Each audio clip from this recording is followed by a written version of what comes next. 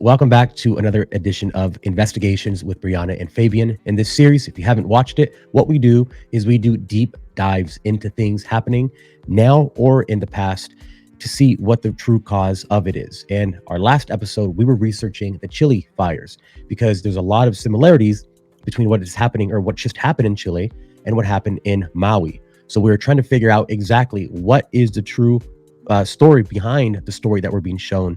And Bryanna actually did some great investigation from our last episode, and she'll catch us up, let us know what's happening, what to expect. But the entire purpose is to go even deeper on this episode. So yeah, Bryanna, it was an incredible investigation last time. Yes. So last time we covered the port expansion. We covered Santiago being a smart city. We covered the plan to turn the city that is currently burning into a smart city. And there was a little bit of pushback on that with the people. They didn't want the smart meters. We covered how the government has used forest fire as a military weapon, Operation Sherwood Forest, Operation Pink Rose, and certain things about Chile that are a little bit sketchy, like Chile aiming to be carbon neutral by 2050. It's looking like they plan to turn Chile into the, smart city mecca of Latin America. We looked at the Do Smart City Conference that happened in August of 2023 in Chile. And I think that's it. Anything else you want to add to that? No, just that if you've been tuning into what happened in Chile, or if you saw it for the week that it was on or a few days that it was on the media, basically you have this really interesting situation where there was a massive fire that people on the ground described it as a firestorm. Thank you. Which is exactly what people in Maui said. And the sections that were burned were these sections right here. So right around Valparaiso and Viña del Mar. And this is the capital of Chile, Santiago here. So this port has this massive expansion project that they've been starting to push. I think they're going to double the size of the port or something insane like that. Here it is right here. Chile to submit EIS for 450 million metro expansion. And this is a metro expansion, but they're also doing it with the port. We also found that the people that are involved with this something called Do Smart Cities. So Do Smart City is this corporation that uses the World Economic Forum Agenda 2030, same graphics that they use. We investigated the people that are behind the Do Smart Cities, some of the people that are on the board of it. We found the Twitter of Do Smart City, and we started investigating some of the speakers at the very first Do Smart City conference in Chile. And some of the people there are very suspicious, like this guy, Jesse Bierst. But then we actually found this one guy who, his name was, what's the guy's name? Gil. And he founded something called 880 Cities. He was one of the keynote speakers at the very first Do Smart conference in Chile. And so we did some investigation into this guy, and it turns out he's from he's from Colombia, lives in Toronto. His brother was a mayor in Bogota, I believe, but this guy ran for Toronto mayor and got second place. And then we found this Reddit thread, this guy named Gil Peñalosa, and apparently he's wanted in Colombia because of some tax fraud stuff. So we found the actual warrant to his arrest, which is pretty crazy. Like, we can find all this on a Reddit thread. So this is the order of capture for Gil, who is the founder of 880 Cities, which want to transform all these cities into smart cities. So then we found his Instagram, his Wikipedia, and this is him right here. He got second place in the mayoral race in Canada. He's born in Bogota, Colombia, and he's wanted there.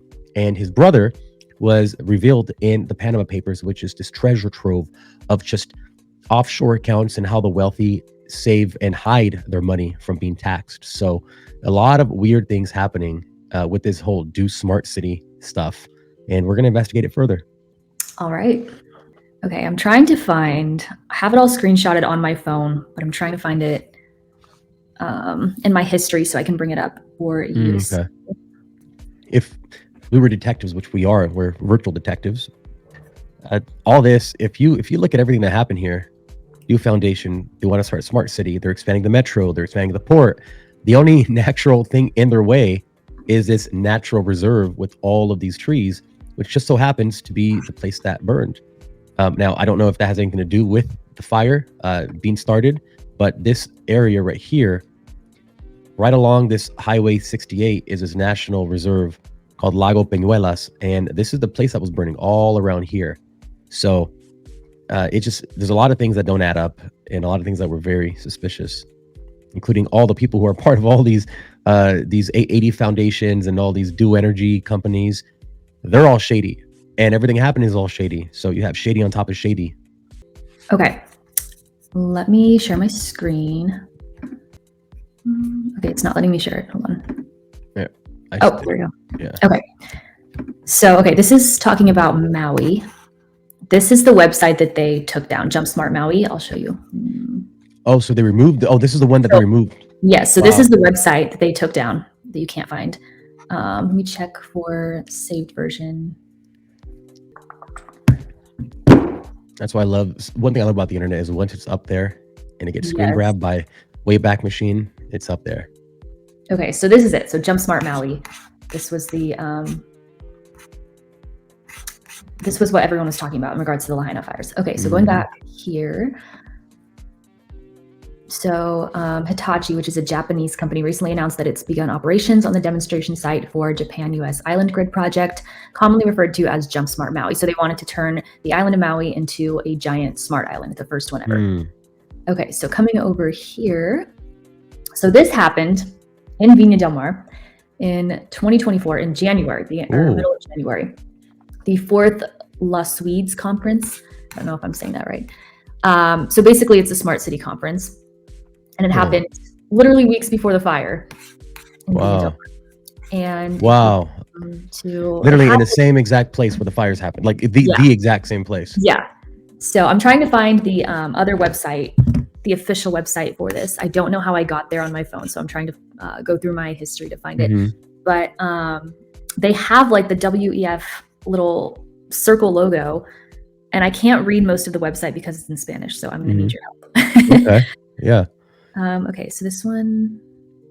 So we have the same pattern. You know, one thing that I'm starting to realize with these people is that they don't, I mean, like you would think they're all like, that these guys are so smart and they have this amazing insight.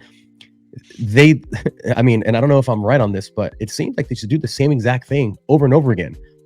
Like with the Javier Bolsonaro in Brazil. They accused him of inciting violence at the Capitol, and because he questioned the election results. And now the Supreme Court said he can't run until 2030 or whatever. And they use the exact same storyline with Trump, like exact same. They didn't change anything. And now we're seeing the same thing happening with Maui, where you have this conference right before, and then you have this fire and all this shady stuff happening. And then now it's happening with Chile. Okay, so they took it down apparently. But let me see if I can like hold my phone up to the camera. smartcitysummit.cl. Yeah, hold on. They have the little like this little logo that the WEF uses, and they've got all their sponsors on there. Smart City Chile. It's all in Spanish though. Okay, I feel like I can try to find it with Wayback Machine. Oh wait, hold on. This is it. Let me text it to myself. Okay, smartcitysummit.cl. I got it. Okay, here we go. Nice. So you can't type it in. You have to like click the link. Oh, interesting. Okay. So it looks like the last save that Wayback Machine has for Smart City Summit was January 29th of 2023, but I don't know how well it's going to display. Okay. Oh, but you got it there. Yeah.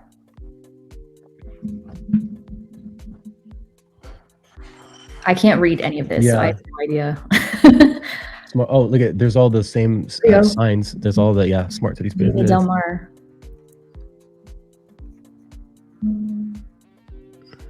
Oh, well, go down a little bit. Just a little bit. Cartagena to Colombia. Okay. International.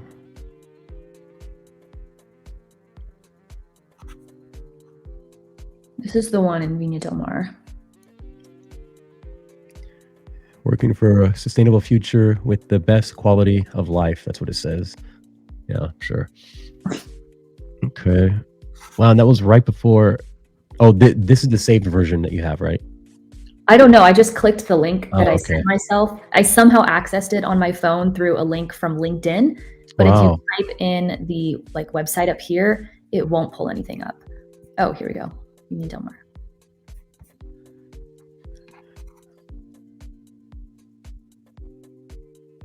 Oh yeah, they got this whole thing set up. Look, they got it.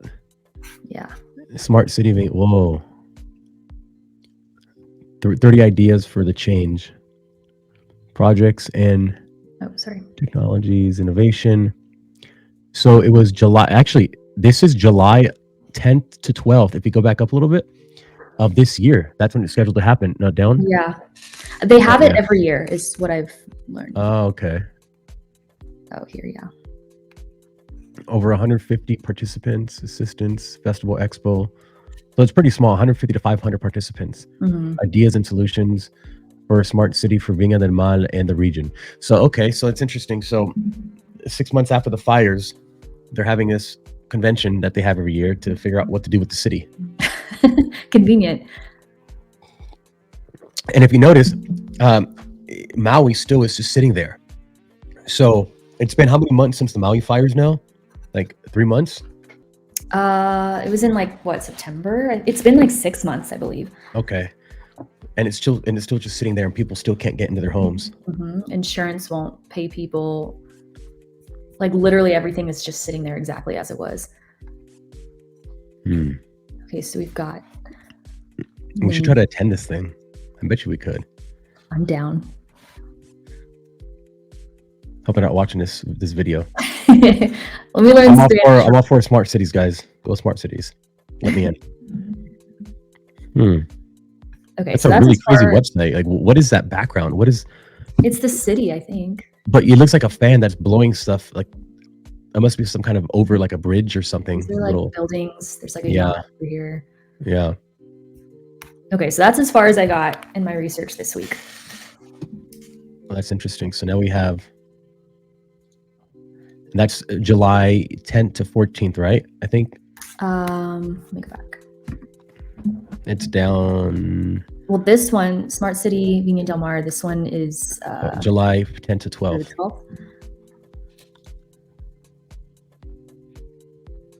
Okay. Okay, let me add that into here.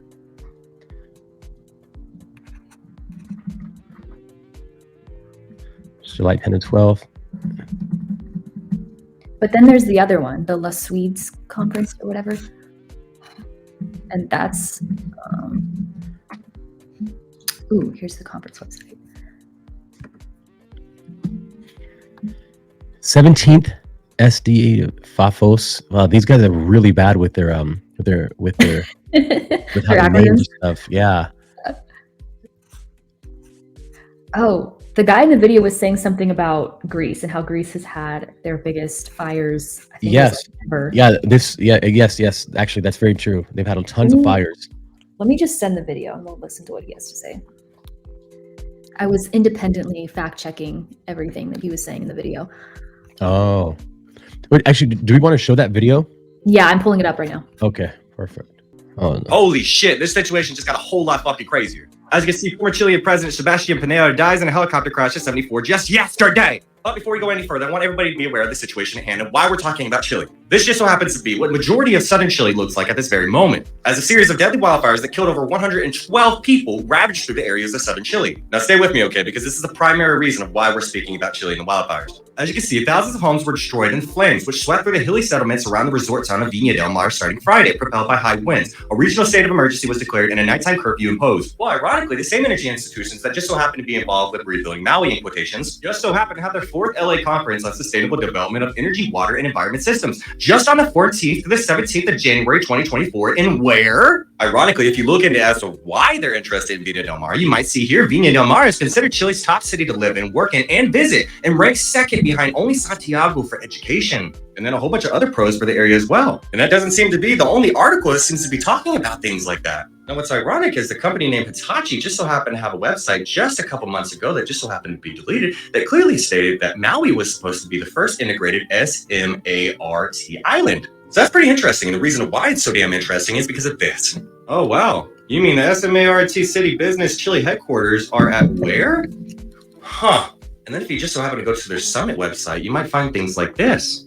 And has anybody gained notice as to how many lithium mines are being built in southern Chile? I'm not laying claim to anything officially being true, but I hope I can at least connect the puzzle pieces for you a little bit easier. In the last episode, I just so happened to speak about a certain satellite that just so happened to be above Maui the day of the wildfires. Now, once again, not laying claim to anything officially being true, but the satellite just so happens to be owned by a company named CERN. CERN, a couple years ago, just so happened to declare that they discovered the fifth force of nature, which just so happens to be something called cosmic energy. And the cosmic energy may or may not be collected via satellite. And when it is, it just so happens to be able to produce a specific beam, but you can't actually say that word openly here on TikTok. But it's ironic because I spoke about in the last video as well that there has officially been a Space Force unit created just last year, right? That is designated to defending the nation against adversary satellites that are capable of producing ground-based what? Yeah, once again, I can't use that word, but gosh, that really makes you think, huh? Did you know Jeff Bezos just last year just so happened to build a SMART hub in the middle of the waters in Greece? And the main two areas that just so happen to communicate via data with the hub are Athens and Larissa.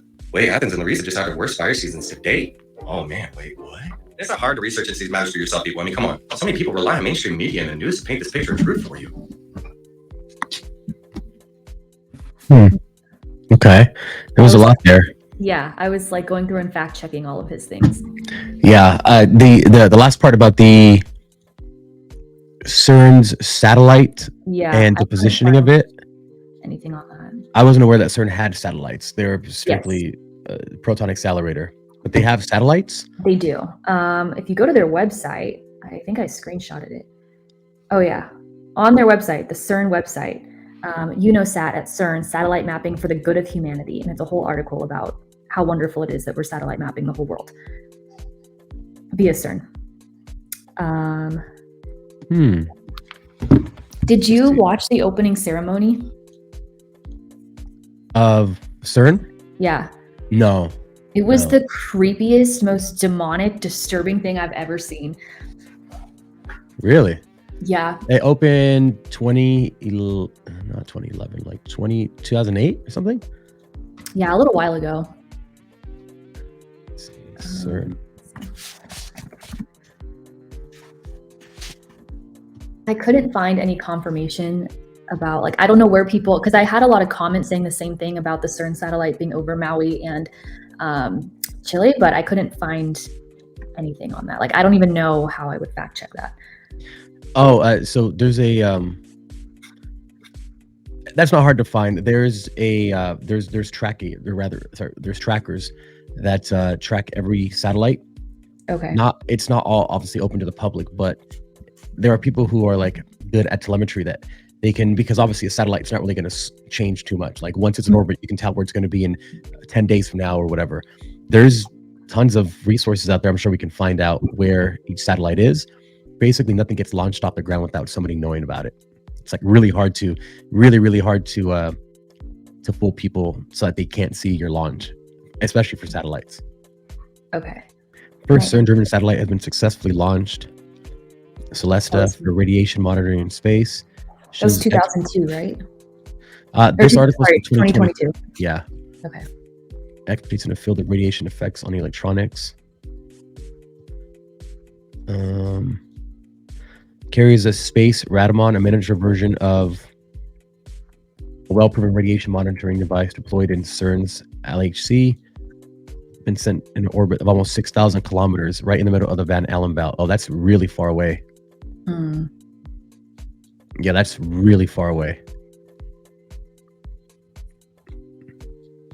How are people tracking it then? If it's, let's see, in the middle. I mean, like average citizens. There is, I don't actually know exactly, like if it's a, if they take telemetry from government agencies and then just API it to like some other website, or I don't exactly know. The International Space Station will cross my sky in 37 minutes. Oh, nice.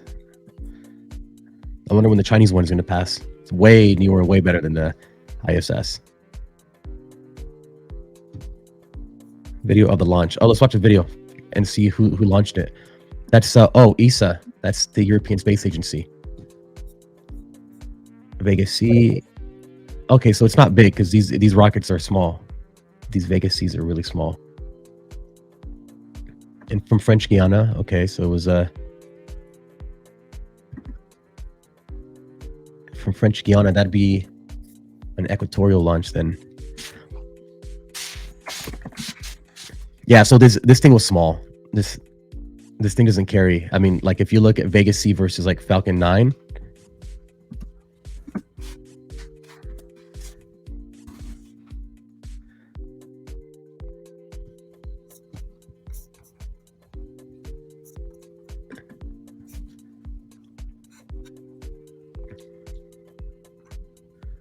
so look at the payload to LEO is massively different than Falcon 9, and Falcon 9 can't even take that much stuff up. So payload and LEO means low Earth orbit, 1,500 kilograms. Okay. And the space has 22,000. The height is only 30 meters. Yeah, it's small. It's a 4-stage rocket. Jeez, it's a lot of stages. But so if this is LEO, then this is low Earth orbit, meaning a few hundred miles above the Earth, 100 miles, like a few hundred. But if the thing's 6,000 kilometers away, then it's probably tiny. Yeah. Because you have to. Yeah.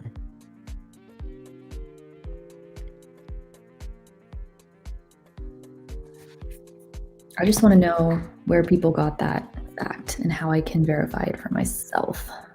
Which one? The CERN? The CERN satellites. Because if you look up like CERN satellites Maui, it's all like fact-checking sites.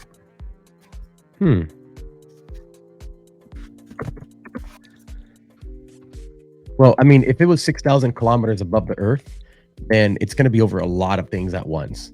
I mean, like that's really far away. If it's in the Van Allen belt, Yeah. so the moon is 330,000 miles away.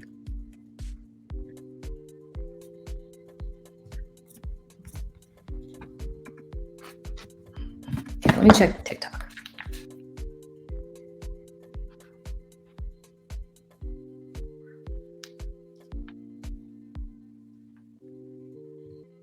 Yeah. So When you search CERN, the first thing that pops up is opening portal. That's funny. yeah, I saw that. Yeah. So most of the satellites are just really small things like this, like small sats, basically. They're just like little cubes. So yeah, I definitely don't think anything like this would have the power to do anything like that. And that's really far away as well.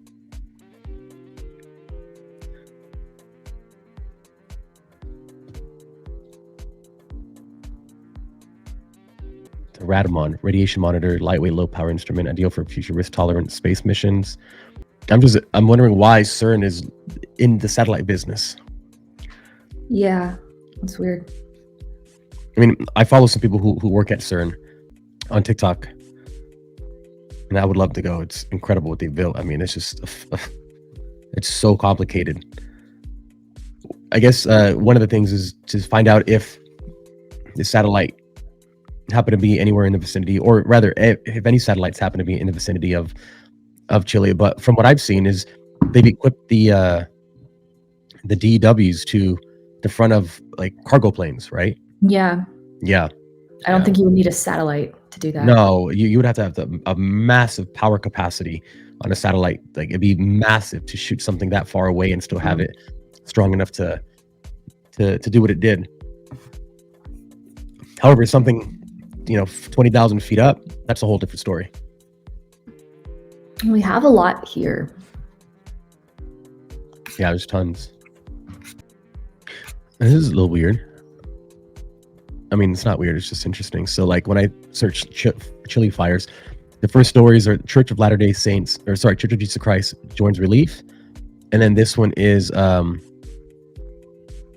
Adventist News Network provides assistance to those affected. So those are two different religious sects that are both in the very top that are providing help. But like they're above the Guardian and Sky News. And interesting. We are in an era of mega fires, new tactics demanded as wildfires intensify across South America.